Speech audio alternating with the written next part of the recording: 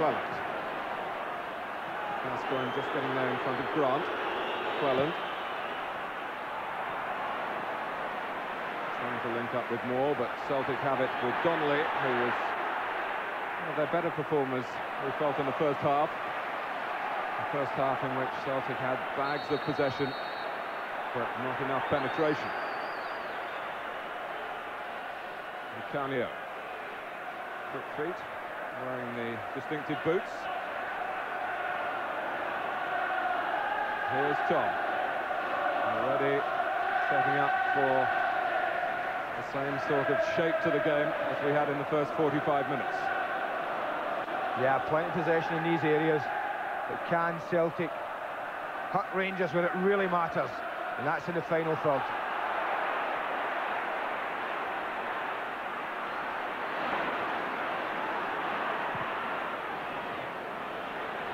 Lardner. Now Robertson. Albert's making a little dart into the central striking position. Robertson accelerating, but matched, importantly for Celtic, by McNamara. And Hoydonk and Di Canio waiting well upfield. Nothing coming quickly forward from Celtic. Patience very much the order of the day. O'Neill. McNamara again. One of the real bright young talents in the Scottish game. Well, once again, to face 9 blue shirts, banked up in front of the ball.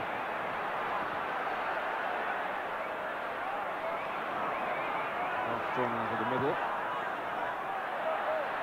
And McInnes tucking in there to help clear. But Celtic have the throw. And surely there's got to be a spell in the second half when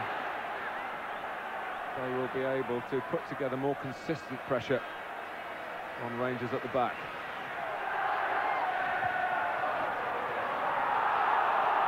Gascoigne, though, steering it away. Stubbs. Quite angle right for Di Canio. Here's Tom.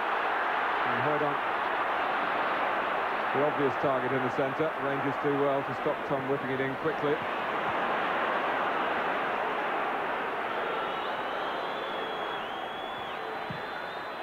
Gascoigne needed all the experience of Richard Gough really to cope with that one, which was suddenly fizzed rather back at his feet by the midfield man. I actually think Celtic might like Rangers to have a bit more pressure, a bit more of the game. This is offside. It's a tight decision. I think it's probably right, but it was a tight decision. Because if Rangers do get a bit more possession, then it might mean that 1 or 2 get dragged upfield. And then it might mean that Celtic can actually break with a little bit of pace and find 1 or 2 gaps.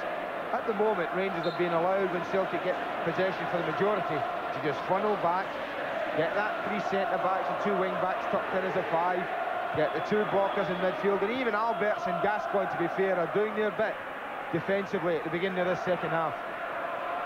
Only Laudrup really been given licence not to do any defensive work. Van Hooydonk. He's penalised. A little shove on Björklund. I mean, there hasn't been much evidence of it tonight, but do you think this 9 in a row is actually getting to the players themselves? Actually, talking to a couple of people today, I think both clubs will be glad when it's over, Mark, I have to say. I think it does get to you. Not the players as much, but it's the supporters that means so much to. And I think once it's all over, both sets of footballers will be particularly pleased, one way or the other.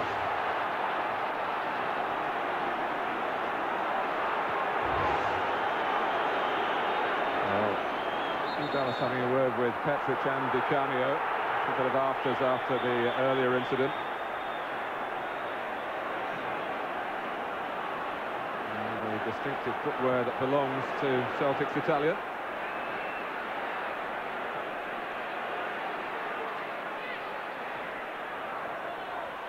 So many players wearing blue shirts in that part of the pitch.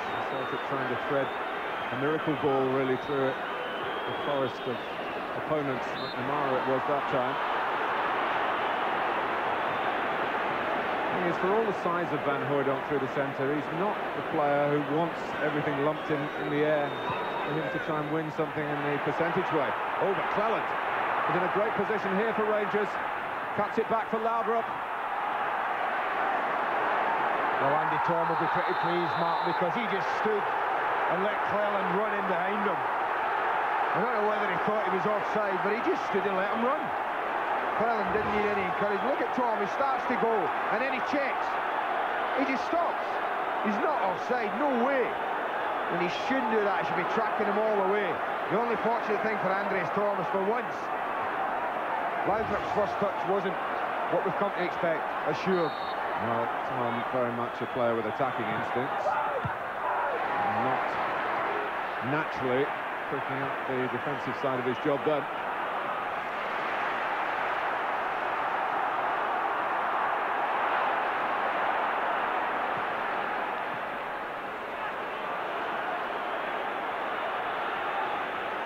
Di Canio.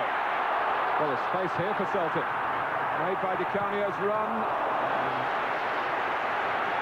Well, that's the first time, isn't it, Mark, that really Di Canio has been able not only to run at them, but to run at them in dangerous areas. Wonderful skill there, and now he's clear.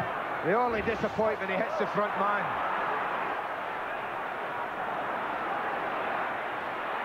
McNamara puts it back in again. Stubbs. Rangers quite happy to play on the break. McInnes, but it's given Alberts no chance to chase on. Andy, you said right at the start that it would be a big test of Celtic's concentration defensively. And certainly the game was shaped up that way, but Tom Boyd trying to exploit some forward areas in wide positions that he can do down one side, maybe McNamara down the other for Tommy Burns' team. Van Hooijdonk. Well, that was Donnelly. It wasn't an easy chance. He was always under pressure from David Robertson. But Van Hooijdonk, he works the space really well, just uses his body to create the space. And Donnelly's not got an easy chance. If he's hitting the target, he might well be hitting David Robertson. So he's got to really clear Robertson. But by clearing Robertson, he gets underneath it and doesn't call upon Andy Gorham to do anything. But just one or two signs, Di Canio's run, that chance there, that perhaps Celtic are just growing a little bit of confidence and belief more than anything. Di Canio, Donnelly, McNamara is well forward. Celtic have got a lot of players in this attack. McNamara can't get the drop on Robertson, but Celtic continue to tally up the corners. That's not good enough. Well, they might log this as a first in the Old Firm.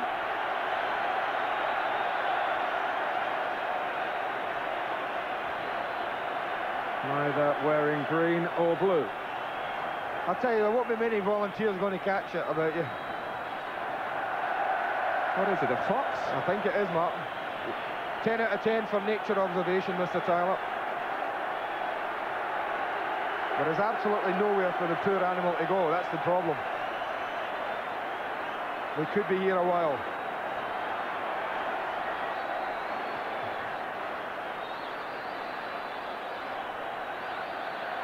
Well, I think he's had enough of the noise. Well, an unforeseen delay. He'll have a story to tell when he gets home, won't he? O'Neill! Trying to outfox the opposition. Close. Again, it's another chance. O'Neill and Bjorklund. And this time O'Neill's ahead of him. He's a little bit unlucky. I think the ball's a fraction too high for him. He's at full stretch. And he can't get above it and get it down.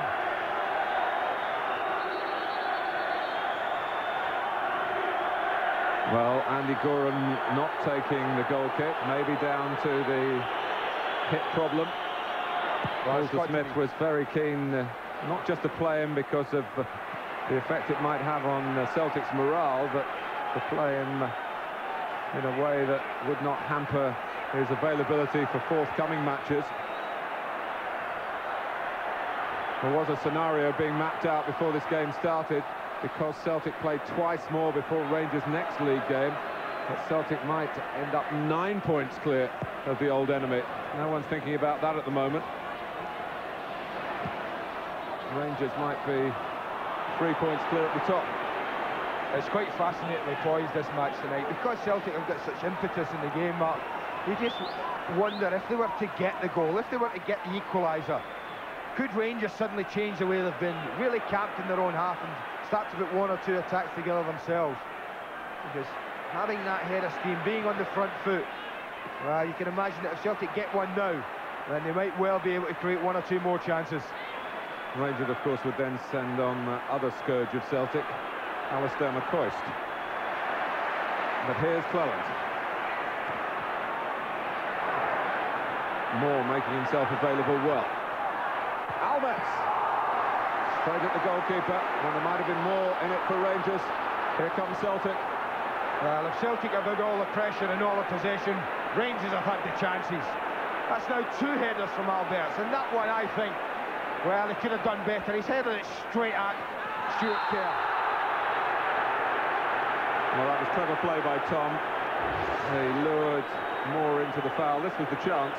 It's a great ball in. Perfectly delivered. Alves is onside. And from what? No more than 7 or 8 yards. He really should be doing better. A let-off for Celtic. Now they will want to make as much as they can of this free kick. Earned by Tom, taken by Donnelly.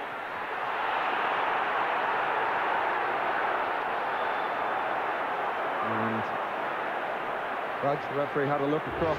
Just for a minute, Martin, watch this as it comes in and Tom and Richard Gough go for it. I mean, the complaints are that Gough's all over Andreas Tom. Certainly the arm was there. But they just look a touch unsettled, Rangers defensively, where they didn't in the first half. Well, they're the masters of these smash and grab raids, Rangers. But they've scored unusually early in this game, and it's a long time to defend a lead. Cameo is stopped in his tracks, and the Celtic fans are livid about that. Well, my first impression was once again, Martin, he was offside as the ball was played. There it's played, I mean, it's tight, he's on line in fact. And you can see how late the linesman is. Now, on line and with doubt means let the forward go. Let the attacking player go. In that case, the linesman's wrong. Half an hour to go in a match that won't settle the championship, just to remind you of that. But it will play such an important part of the result in the whole mood of this fascinating contest between the two Glaswegian giants. Well, it can't be long if it stays like this before you see Cadet come onto the pitch. I think it can only be minutes rather than, well, 15, 20, Martin, because they need a goal, they need something to happen for them. Di Canio trying to make it happen against Petric. Di Canio's cross, Van Hooijdonk. Di Canio up again, and his was the last touch, and it's a goal kick.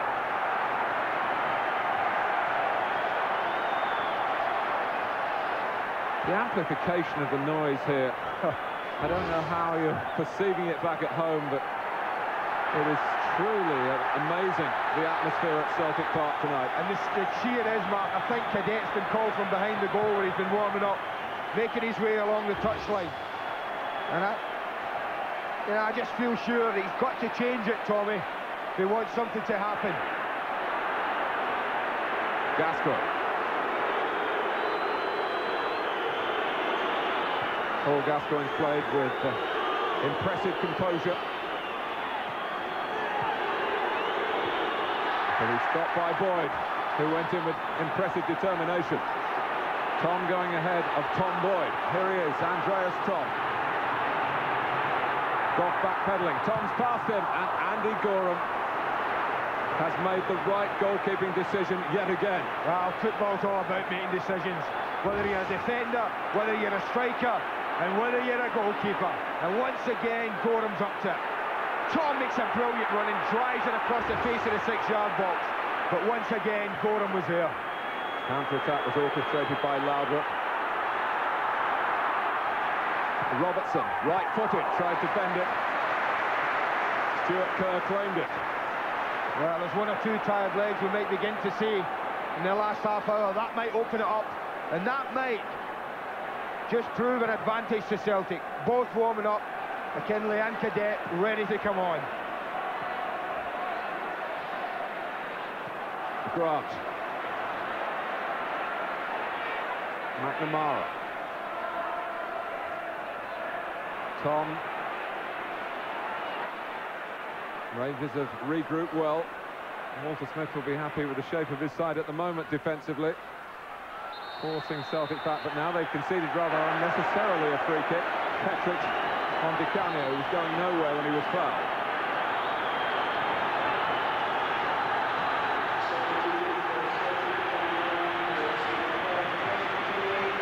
Off comes Brian O'Neill.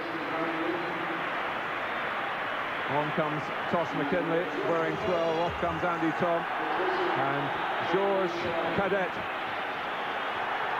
the player from Portugal who's made such an impact in a short time here in Scotland. Back from injury, and maybe he'll be the catalyst for a Celtic revival here. McKinley lost his place in the Celtic side, suspended after being sent off against Rangers in the last Old Firm clash at Ibrox. Well, he'll go straight to left-back area. Tom Boyd, I think, will move into centre-back alongside Stubbs. And a straight swap, Cadet for Andres Tom. Can Celtic grasp the nettle here? Rangers find a way out of trouble again through Laudrup and Gascoigne. The confusion there between Weghorst and McNamara, and Alberts gets it to Laudrup, and he gets it to Gascoigne, who's offside. Lovely break. That's always a danger. I thought Laudrup was offside there, and I didn't think Gascoigne was offside there, so eventually got it right. Bit of impeding of Van Hooijdonk by Björklund. Well, there's no doubt he'll fancy this, Pierre Van Hooijdonk. I think it's a free kick, but it's the kind of range he'll fancy. But you do think from that kind of distance it's going to take something special to beat Goram. The only thing against Andy Goram, he hasn't been able to do that much training. He is a man, as we all know, who needs to keep in shape. But he's had a splendid return so far. Di Canio doesn't take the direct route. He spotted Tosh McKinley. That was a decent ball. Tommy Burns hopes that the supply from the left-hand side will get better. That's one of McKinley's strengths. That was a decent ball in, Mark. I tell you, if you're a striker, all you want is somebody to get wide and do what McKinley does here. Put it in between the defenders and the goalkeeper. You can't ask for much better. It's perhaps a touch heavy, but no more. 25 minutes to go. An early goal for Rangers. And Celtic still have not been able to threaten, really, a reply for all the midfield pressure. Well, they've been able to knock the ball out in the middle third of the field. Just occasionally, Rangers have needed Goram, and he's been impeccable. Van Hooijdonk. There's Goff. Goram has the kick this time. He dealt with that brilliantly. Couldn't believe that Richard Goff actually poked it back to him. That kind of distance, anything could have happened. But Rangers are just camped on the edge of the 18-yard box. And this match is just all about whether Celtic can break them down. And Hooijdonk, well won by Goff. Gascoigne can't get it very far away, but Alberts steps in. McNamara. Di Canio ahead of him down the touchline. Well watched. There's a bit of room here for Cadet. Now Donier. Weghorst, and Richard Goff got in the way. Cadet. Well, what a bit rusty as the ball dropped, but Richard Goff spared Rangers the need of Andy Goram then. That's a magnificent block. He talked about goals winning matches. But it's at times like this when defenders can actually win you a game. Goff gets attracted out there and Cadet slips him. But watch the way he gets back in. He's not intent just to let it settle. Vikos thinks, I'll pick my spot. And Goff says, no you won't. That's a magnificent block. But are Celtic getting closer?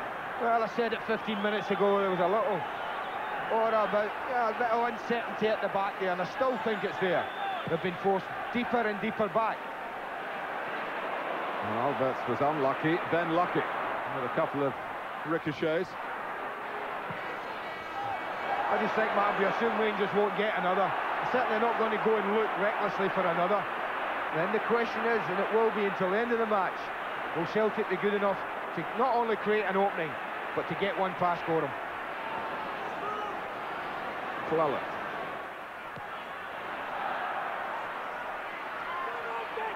Well, what they're doing in attack is really saying, well, can Laudrup on his own, with a bit of prompting maybe from Gascoigne. Alberts certainly has license to push on, but not too many others. McInnes. Here's Cleland. Gascoigne took that beautifully. The pass for Laudrup. Kerr comes off his line. Penalty. Penalty for Rangers. My first reaction's a penalty, I have to say. There's no doubt Laudrup gets to the ball first. It's a magnificent pass from Gascoigne. So aware. Now let's have a look at this closely. I thought Laudrup got there. He does. The goalkeeper takes him. There can be no doubt, in my opinion. That's a penalty. The referee gets that one right. And Celtic have got players around Hugh Dallas, some of whom are already on the yellow card in this game. And the referee just reached for the pocket to fend them off, really. Somebody's in trouble, Matt. He's looking to call someone over. I'm not sure who. And no one's going. And Gascoigne has to wait. It's McNamara who shows the number 4. Well, he's nerved for the penalty taker. He's had to wait quite a time. Well, a man for the big stage. And this is a very big moment.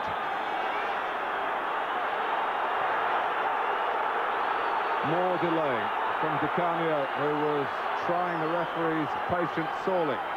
Gascoigne just settles himself down by respotting the ball. 20 minutes to go. Gascoigne steps up. And Kerr has saved a Paul Gascoigne penalty in his first all-firm game. And he's kept Celtic alive again. Well, I said right at the beginning, these are games to remember. And this young man will remember that. That's not the best penalty kick Paul Gascoigne will ever take in his life. It's too near to Kerr. It goes the right way, and the young goalkeeper gets his reward. The goalkeeper who gave away the penalty has made up for his mistake, but he's in the firing line again, and this is Alberts, clean in. What an opportunity. What an opportunity. Celtic were all over the place. Watch this, trying to play offside. I mean, McKinley's what, 3-4 yards? I think it's Tosh McKinley behind everyone else. Is it Tom Boyd? But he does get back in close enough to put Alberts off. Has it tied, Tom, for Celtic? Tommy Burns living on the brink, but Celtic haven't toppled over it yet. Cadet hits Goff. Run back by Donnelly. It was McInnes who dwelt. Di Canio, deflection, and Gorham is equal to it. Well, they can nearly commit suicide. Young McInnes, I think it was, trying to play a ball in here. And Celtic get the break. Once again, one or two bodies. Bjorklund, I think, who got the block on it, took the pace off the shot. But what a 20 minutes we've got in store now.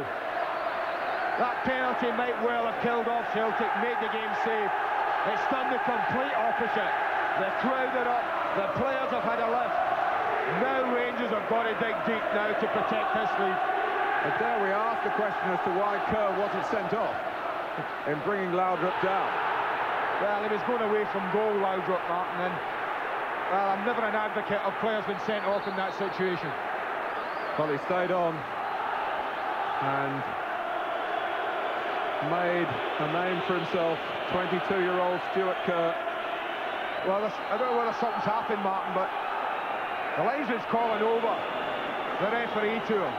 Now, whether someone said something, I don't know. We'll see in a couple of minutes.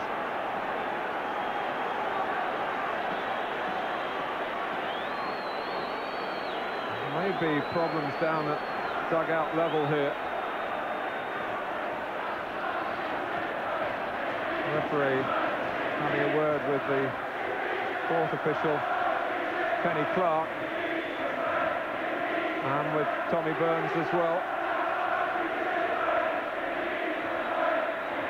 Now Tommy Burns has left the bench. Now whether that's to pass on a message of a security nature or whether he's actually been ordered from the bench. I think he's been ordered from the bench. Confirmation. Van Hooijdonk. You don't honestly think Tommy Burns would have disappeared up the tunnel to deliver a security message, Mark, do you? I would have doubted it in these circumstances. I'm telling you, wouldn't. That's offside. That one's slightly easier. Bjorkland almost caused the problem by dropping deeper than his two centre-backs. You watch it here as Cadet makes the run. The ball's played. You can see well offside, 2 or 3 yards in it. Tommy Burns is back upstairs. Well, it's been a magnificent event, this match so far.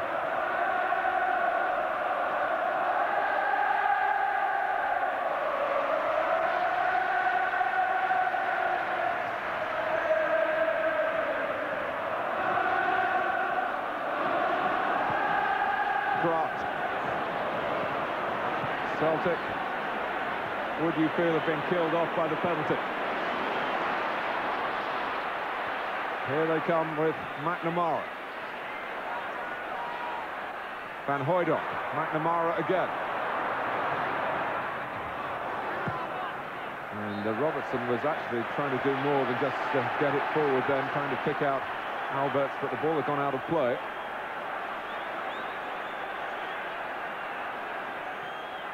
Di Canio.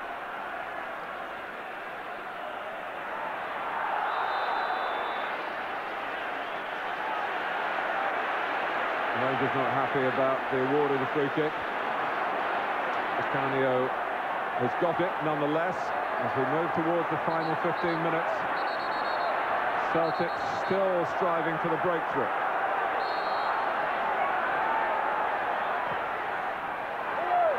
And Goff making sure that Stubbs can't supply it. Little exchange of views there between the two captains. Tosh McKinley will take the Celtic corner. That's Cadet, who's very good in the air. They regard him in Portugal as the best attacker in the aerial situations that the country's got. Not that time for Celtic.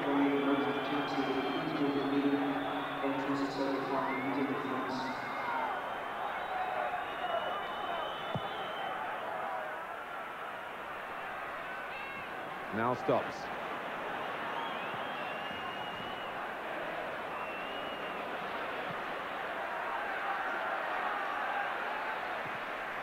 Di Canio.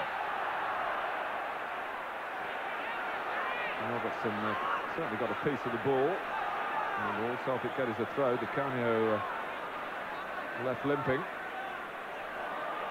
Just a spectator as McNamara tried to play him across. Donnelly dogged by Derek McInnes.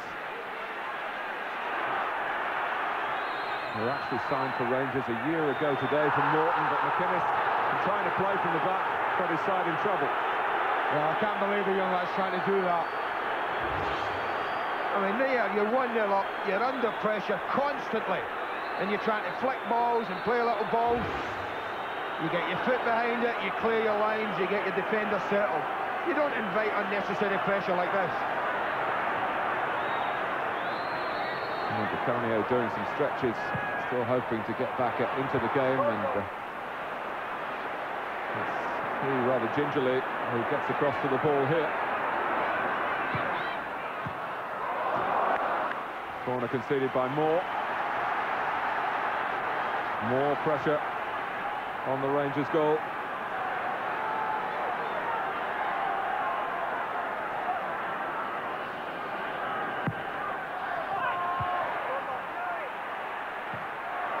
Canio. Well, nothing wrong with the strike. It was hit fiercely enough, and going through as many bodies, a deflection of any of them could have given go them a problem.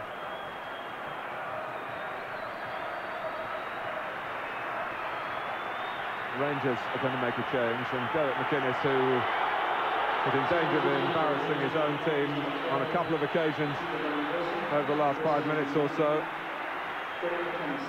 with, I suppose, a fault on the right side, trying to pass it from right on the edge of his own penalty area, but he comes off. Peter van Vossen, the Dutchman, comes on with a message for Gascoigne in particular. He might just drop a little deeper into midfield, Van Vossen, to play up front with Laudrup. This might help Celtic, Martin, if Van Vossen does take that position and keep it. Moore. Here is Laudrup. Gascoigne fouled by Weghorst. Free kick taken from the wrong place by Moore.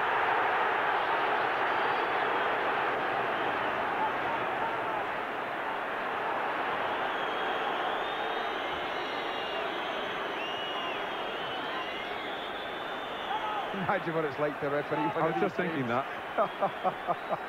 But to his credit, Hugh Dallas, although the game has got to boiling point on a number of occasions, it's never really boiled over and got totally out of hand, and he must take credit for that.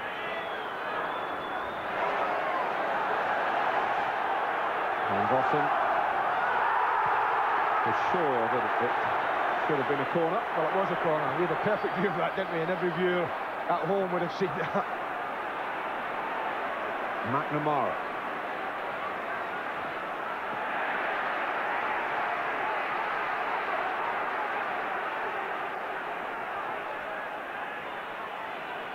Well, possession may be 9/10 of the law, but it doesn't win you football matches. And, Celtic still looking for a breakthrough. And losing at home to Rangers is bad enough, but to lose the leadership of the league, they've had it for, what, 12 days? And some of their fans have just been sitting and staring at the table. They've enjoyed it so much. Unless Celtic get a goal, they won't enjoy looking at it tomorrow morning. McNamara. Well, that sums it all up. And Albert can wrap it all up. He's leaving Boyd, who then stretched and played the ball. That was an absolutely magnificent tackle from Tom Boyd.